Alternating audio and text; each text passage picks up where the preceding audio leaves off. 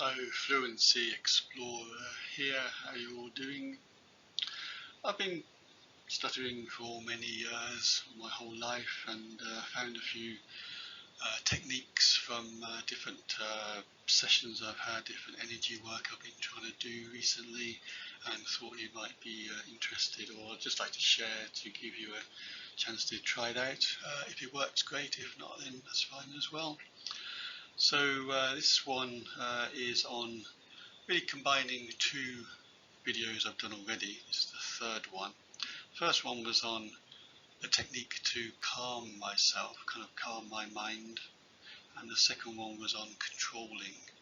So I'm going to talk about how those two can kind of come together. And I think just calming I haven't really found sufficient, because when I come to speak suddenly I'm not calm anymore.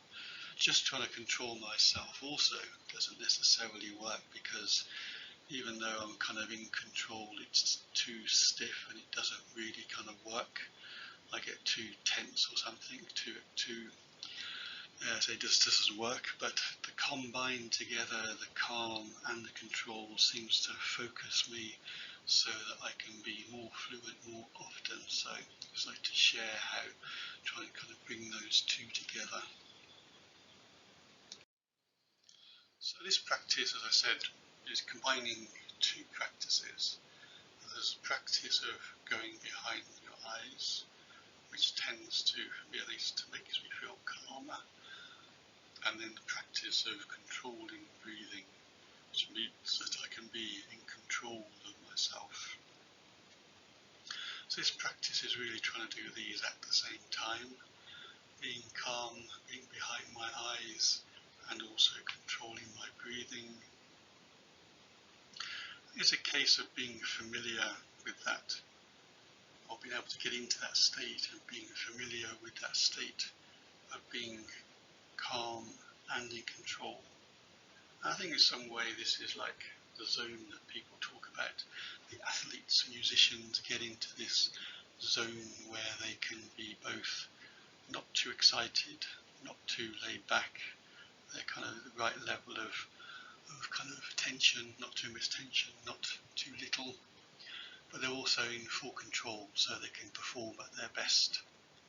So this is a kind of thing that I'm kind of aiming for, doing and seeing. I feel that that's really a very good place to be, and try to maintain that to be. Of course, I go in and out during any kind of speaking event, but if I can go in there before speaking, go back to that speaking, try and maintain some of that while speaking, it's just so much more enjoyable. I actually enjoy talking in that particular way. So let's just have a quick practice of that. I guess probably either one you could start with, but I probably tend to start with behind the eyes first of all. So I'll just take a moment to put my awareness behind my eyes. So I'm seeing out the world, looking at the world through the windows of my eyes. Not too exciting, but pleasantly pleasant. When I have that, I try to maintain the looking out of my eyes,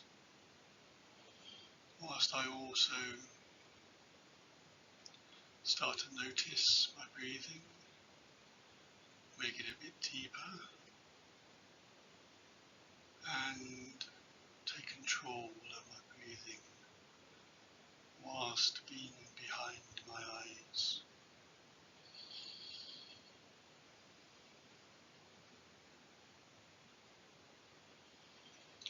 And that's really all there is to it. But as with everything, it takes practice, it takes learning. The body needs to learn, not just the mind.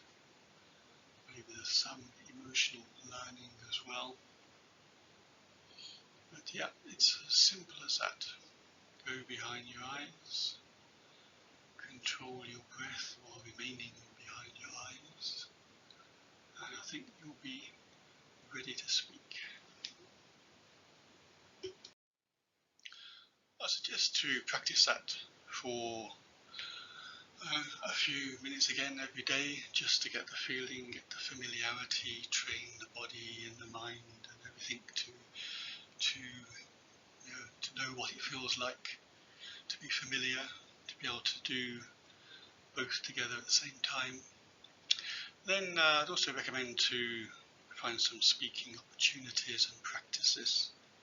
So I know whether you're going to talk to a friend or just go to a shop or something, just decide you're going to practice this at some opportunity and then go and do it. Like I say, do before, during, speak, after speaking, I think is very useful. And then reviewing as well, so reviewing how did it go if you practiced it, or when you practiced it, or if you did forget to do it, why did you forget? Those kind of things. So a regular review I find helpful, and that's probably about it really. So yeah, give it a go, give me feedback. If you don't find it useful, if you find it creates more of a problem, then don't do it. Otherwise, yeah, hope it's good, and let's all keep talking. Cheers.